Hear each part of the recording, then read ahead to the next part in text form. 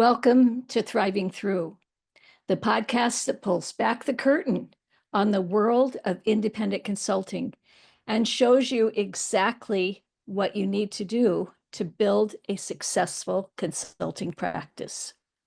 I'm AJ, I'm your host, and each week I dive deep into the real life stories of self-employed consultants who have transformed their expertise into thriving businesses. Now, this isn't about glossy success stories or overnight miracles.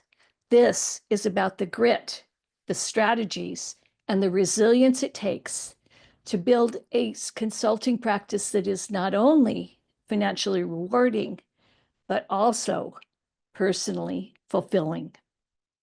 From navigating the feast or famine cycle to landing dream clients, from managing the unique challenges of entrepreneurship to creating systems that support your business, I'm covering it all. Each episode features a candid conversation with consultants who've been where you are. We share their stories, their insights, and the hard-earned lessons that transform their business into a thriving practice. So whether you're just starting out, looking to level up as a consultant, or wanting to reignite your passion for consulting, this podcast is for you.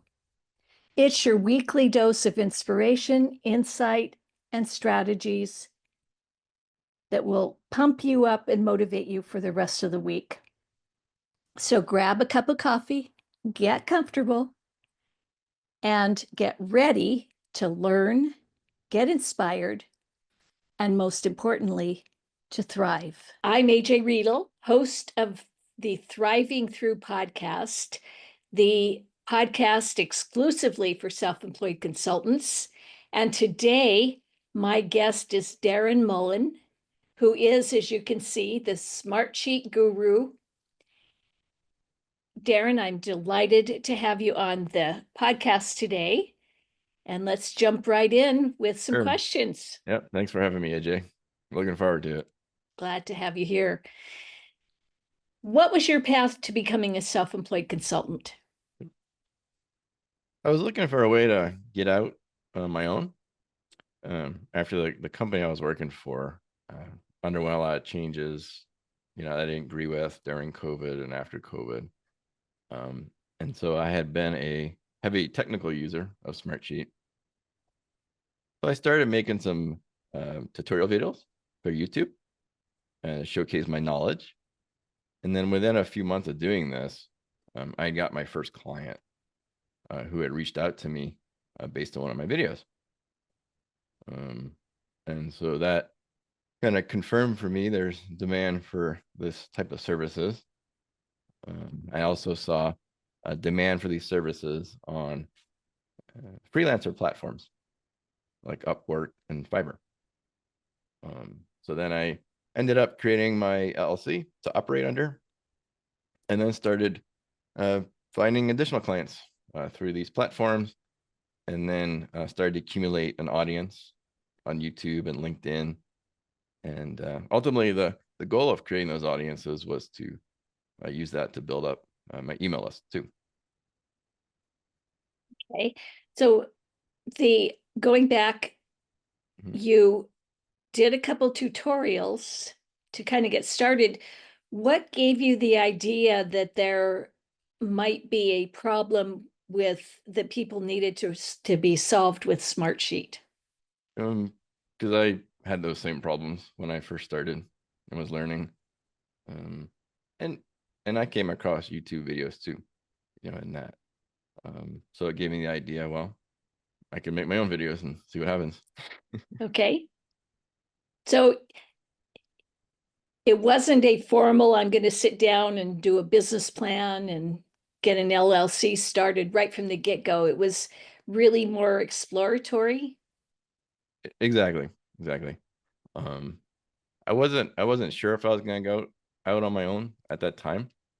But I thought that starting a YouTube channel and putting out my knowledge would be helpful, regardless of what I did. And then once that brought in some business, then I knew that this I could make this work. Or I thought Okay. I could make it work. I didn't know, but I thought I could. Okay. You had some indications that you would be able to make it work. Yep, definitely. Were there any defining moments that made you go out on your own? I think just knowing that I wasn't going to be happy any longer being an employee at really probably any company. I started making my mind up that I wanted to go out on my own. I think that was really the moment. And knowing that people had done that, and then seeing other companies in this space that were out there, it let me know that it's doable. Okay. So you did some informal market research. Yep. In a way. Yep. Okay. You said when you did those first tutorials that they were to educate people on the problems that you had when you first started using Smartsheet. Now that you know you're deeper into being a consultant, how would you define the problems that you're looking to solve for your clients? Yes, a lot of them have complex problems in Smartsheet that they don't have the knowledge to solve or the time to learn how to solve it. A lot of companies have Smartsheet, and Smartsheet's core, I guess, feature is really project management, but you can do a lot more with it. And so, if a company has project managers on staff, they can use the software in that way. But when they want to do something more advanced, build out some sort of data tracker that has external collaborators, and then have it integrate with another outside system. A lot of times they may not have that skill set on staff. So that's the problem. It's more of these complex problems that they don't have time to figure out on their own, or staff on hand to do that. Okay. And they are very likely to look outside rather than hiring new staff. Correct. Okay. Because it may not be a full-time, they may not need someone full-time to do that, right? Okay. So having that flexibility to be able to hire or contract that work out is good for them, because it's less of a commitment. And it's nice from a freelancer perspective, because you have many different bosses in a sense, but you're not an employee. So the dynamic's a lot different. You show up to work, and that's what you're expected to do. You don't need to get involved with any of the internal company politics or anything else. And it's more secure in the sense that if you have one client that drops off, well, you still have others. So since I started freelancing, I've never had a month where my income was zero. I've had months where it's been low, especially starting out was a lot of ups and downs. It's a little more consistent now. But that's what I find. Okay. Okay. Your projects are mostly implementation at this point? Implementation and support too. So we have a lot of longer term clients that will implement a solution for, and then maintain and support it long term. Okay. Okay. And when we talked earlier, you talked about that you are looking to go a little bit beyond just the developing the solutions Yep. into, tell us a little more about that. Correct. where you're thinking of going? Yeah. I want to move more into teaching users, Smartsheet users, how to use the platform. And in fact, that's I've started doing that some. I've started this program I call the Smartsheet Guru Elite, where you can join, and we have group sessions throughout the month. And there's this place where you can ask me questions directly online. And I have some members, have some paying members now, so that's it's a good start. I also promote some Smartsheet add-ons. There are other companies that have developed add-ons, extensions for Smartsheet, and I promote those on a commission basis, and that's very helpful to remove me from reliance on traditional, hour by hour type consulting work.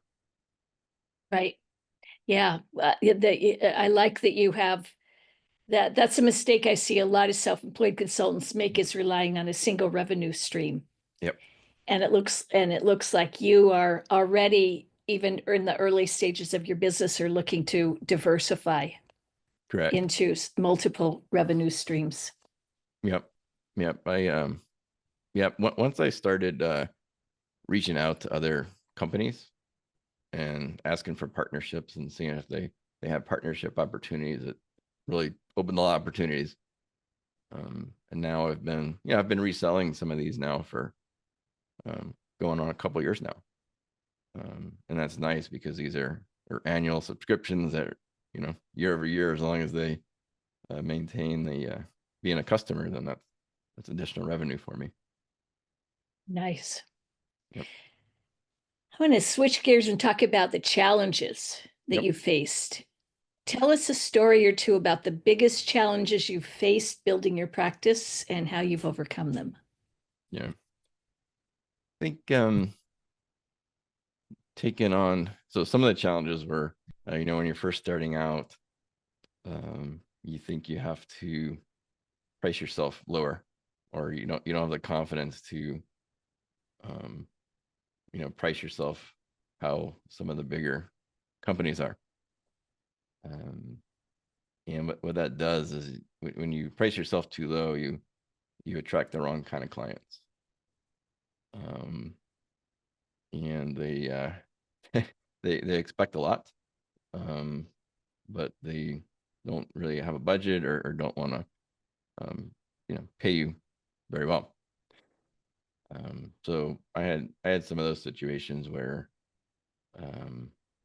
just clients that were very very demanding, and really didn't communicate very well. And part of that was me learning too, and how to communicate with clients, and how to set boundaries with those clients. So that was a big challenge. And I guess as far as how to overcome that is, you have to experiment some, and you have to build up some confidence, and learn to say no. Learn that it's okay to not take on every job or opportunity that comes your way. And then once I did start raising my rates, and coming more to what some more of the skilled freelancers were in the marketplace, started attracting that higher tier client.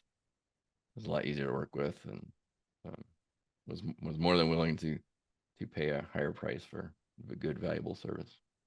I've heard that from other consultants, and it seems almost counterintuitive that when they are charging lower rates because they're afraid that, maybe they're not experienced enough, for whatever reason, they don't feel like they can charge a higher rate, they attract a more difficult client. Yep. And when you charge premium rates, you attract premium clients. Yep. Who are easier to work with, probably have more experience working with consultants, and recognize the relationship. Yep. And you asked for a story. I just, one came to mind. Had a company that had reached out to me, and told them my rate, everything, and then it took them you know, a month or two to really get back to me, and then they sent over a contract, they signed it, and then it was I thought they just weren't going to move forward at all, you know. Then a couple of months passed by, and they reach out, okay, we're ready to start, and it was just, you know, it was kind of a hassle, and they weren't very clear in their communications. And as an example, they asked for my banking details so they could pay me electronically, but then I sent my first invoice and it never showed up. And then I kept contacting them. I said, "Oh, we mailed the check." So, okay, well, you didn't tell me you're gonna mail a check. Then I had to go to the post office to go get it out of the PO box, and there was just a lot of that, right, going on. And eventually I just said, like, I'm gonna raise my rates, and they said no, and I was happy about that. um you know so yeah, that's a story. But So having gone through that experience, uh, if you had another client that was like that one, mhm. how would you handle it now? I'd probably consider just when they did come back to me, to say, like, I'm just, you know, not available to work with you anymore, sort of. Because if a company comes to you, or a client comes to you, and says, we want to work with you and we want to start soon, and then they blow you off like that, well, they're not gonna likely not gonna respect you um as a consultant. um Especially given this situation. I mean, there wasn't any real reason, for them not to go on this big effort and push a contract through, and then not execute it. Um, that's probably how I would handle it. And then, I may consider um, referring them out to a larger firm that has more experience with dealing with that type of client. um, so I do that too. When now that I have a gut feeling now for who the clients are I want to work with and don't want to work with. Um, you know, being a smaller company with mostly just me doing all the work. Um, I don't have someone on staff to be that middle manager between the client and me. Whereas, a larger company will have that, and has more experience dealing with those situations. But you're in the position where you can be choosy Correct. about who you take. Yep. Okay. And speaking of wearing all the hats, Mm-hmm. a consultant typically has sort of three buckets of where they need to spend their time. Obviously, client work, that's the thing that pays the bills. Yep. But then lead generation, client acquisition, sales, marketing. And then you're running a business, you're the CEO of a business. So Mm-hmm. there's the business aspect of it. What percent of time would you say you spend in each of those three buckets? Yeah. Well, it varies from day to day, but overall, probably, you know, client work maybe be 50 to 60% of my time. Um, and I've been doing more marketing now lately, because I do have these other offerings to promote. So, I might be spending 30% of my time on that, and then maybe 10% time on more administrative type tasks. Okay. And let's talk about the marketing. Mm-hmm. So you spend about 30% of your time on it on average. Mm-hmm. What kind of marketing do you do? YouTube videos, of course, still do that. LinkedIn outreach, and then email marketing through my list. Okay. Those are my three main channels. Okay. And how do you build your email list? I offer a tips document for Smartsheet users. And it's very easy. I just tell them, go sign up at smartsheetguru.com/tips, and they get their document. It's a very simple document, because you want people to actually read it and use it. Mhm. Like I don't give away like my ebooks. So I have some Smartsheet books I've written and published. The second one is in paperback too. But you know, I could very easily give those away. But the problem is most people don't read free ebooks. So if you give away something like a checklist or a tips document, they're much more likely to actually look at it and get value out of it, which then, you know, raises your status in their mind because you've provided Okay. something valuable to them.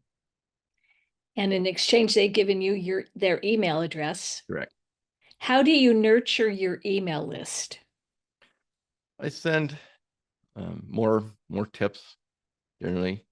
Um, Notify them when I publish videos. I tell different stories. Try to keep it interesting. You know, I'll tell personal stories and then tie it in to something, say to do with Smartsheet. So kind of infotainment. Okay. How often do and, you email them? I've been doing once a week is what I like to do. Okay. You know, in business to business, um, I don't know if doing every day is the best or not. You know, a lot of email marketers will say, you know, email every day. But I find that that's a little hard for me to do, just especially with a more technical, complex list. I'd have to spend a lot of time writing content. um, so I tend to email. I try to email once a week. So sometimes twice if I have something really exciting going on or something I really want to promote. But keeping your or I guess remaining present in people's inboxes is really important. So even if I don't have a great Smartsheet tutorial to put out at the time, I still like to send something just to kind of say hi to everyone on my list. Because I've had the experiences where I'll email about one particular topic, and then someone responds back to it saying, "Oh, I'm glad you emailed me because I've been meaning to contact you about something else that I offer." So it's really about being present in people's email boxes. So that way, when you do have something to promote and sell, they're used to seeing you in there. Okay. And do you feel like your email marketing it works in Yes, terms of generating leads and clients? it does. It does. It can be a longer game. It can take some time, but when you have these faithful subscribers on your list, eventually they do reach out and they've already made their mind up that they want to work with you. That's the great thing about it. Sounds good. You know, same with the books. Um, I'm working with a client right now that had read my book, and you know, she had made her mind up that I want to work with this guy. So He wrote the book on the topic. He's the best guy to hire. exactly, Yeah. exactly. Which Okay. I think that's something you recommend is really positioning yourself as an expert in what you're consulting on, and there is a lot of value in that. Yeah. I think it's important Mhm, to really stand out in your ideal client's mind mhm. that way. Yeah. Is that a way that you kind of mentor consultants to establish themselves as an expert, is through like publishing a book, or do you mostly rely more on, say, newsletters?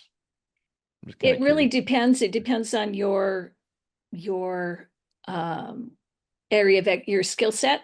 Mhm, But I personally work with LinkedIn, writing longer articles and then promoting those articles as posts. And this podcast is now my new way mhm, of marketing mhm. to my ideal clients. Yep. So, and you know, both writing articles on LinkedIn, doing a podcast, doing a newsletter, those are all ways of reinforcing that you are the expert in your field, that you are Mhm, the Smartsheet expert. And that's the important part, is that when they realize they need help, the mhm. first person they're going to think of is you. Yep. Yeah. Is your consulting practice delivering the lifestyle that you dreamed it would? I think I'm getting there. um, the first few years, um, especially the first year, was probably the hardest as far as the amount of time I was putting in. Um, I'm I'm a lot further ahead than I think I would ever think I would be. Oh, okay. Um, I didn't really know what to expect when I first started. And when I first started, I was thinking, oh, I'm just gonna be doing the traditional consulting, freelancing work, and um, I didn't think I'd be able to necessarily break out of that. Um, Even though I wanted to, that's why I was looking for these sort of alternate revenue streams. But at the time, I didn't see them. I didn't know they were available. I didn't know what was available.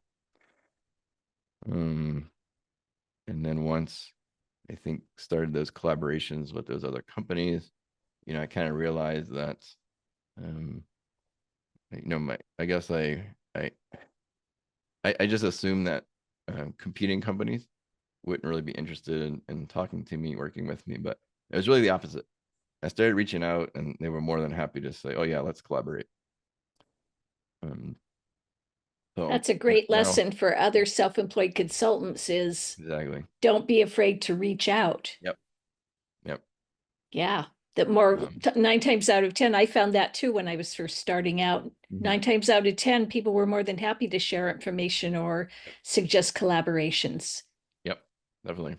Yeah. Um, and so now it's, I think I have a better containment on the hours I work.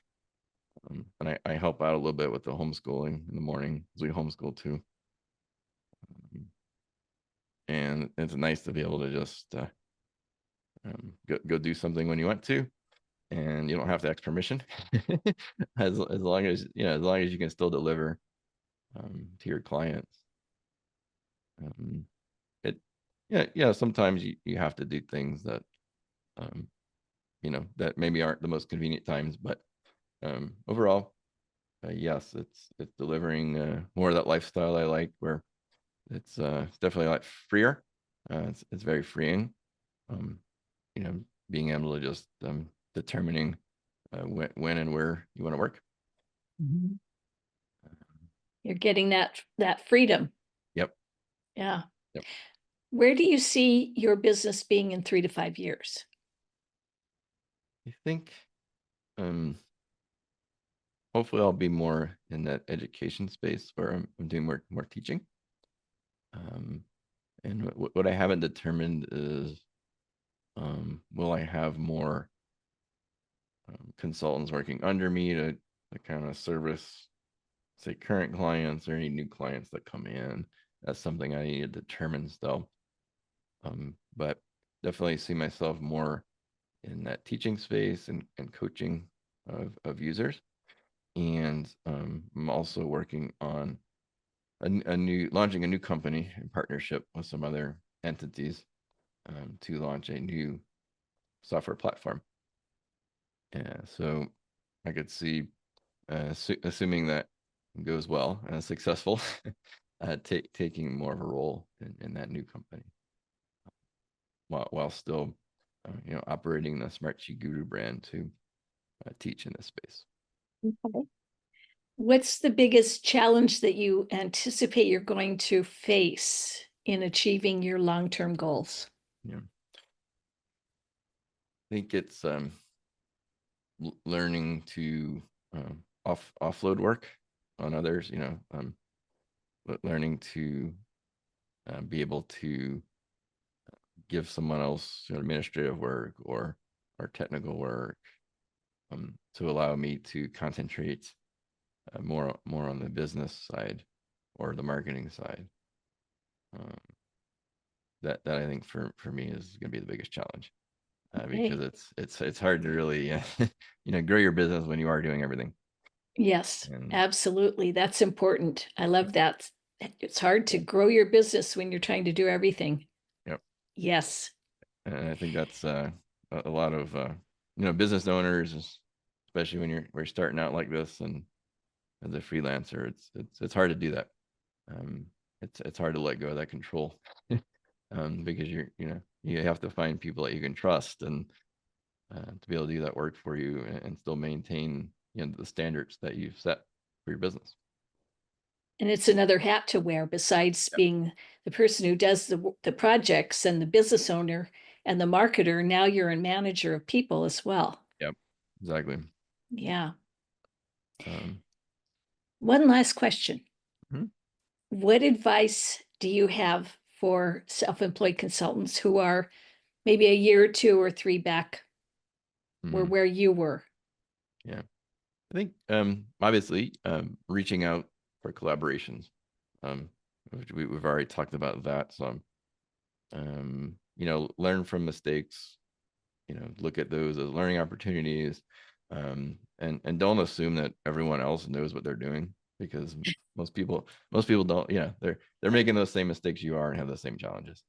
So don't assume that just because someone appears to know what they're doing and looks really successful, they may not be, or they may not be that farther ahead than you are. And let's see what else could be good advice. Build your audience, right? Start building an audience and a medium that you're comfortable with. And YouTube and LinkedIn works for me. And email us. But you may have depending on your industry or what you're doing, there may be some other medium that's better or that you're more comfortable with. Start with that and be consistent with it.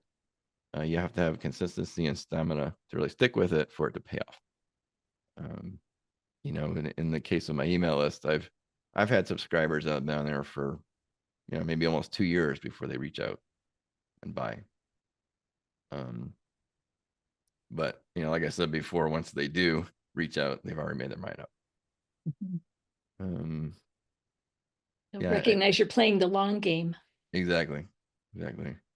And don't let that discourage you. It can be easy to get discouraged in the beginning because you don't know what direction to go in. You don't know, should I be doing more client work? Should I be doing more marketing?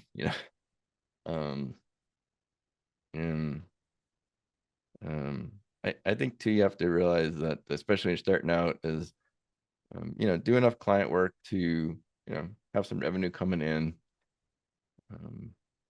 but then spend the rest of the time trying to market and build out your audience, so that way when the time comes, you've invested that time, and then you can start getting that value from it eventually. Great advice. And you're singing off my song sheet, the importance of establishing your marketing system. Yeah. Well, thank you so much for joining me today, being a guest on the Thriving Through podcast. I really appreciated our conversation today, and I hope you have a great rest of your day. Yes. Thank you for having me too, AJ. And you have a nice day as well. Thank you. Well, that brings us to the end of another episode of Thriving Through.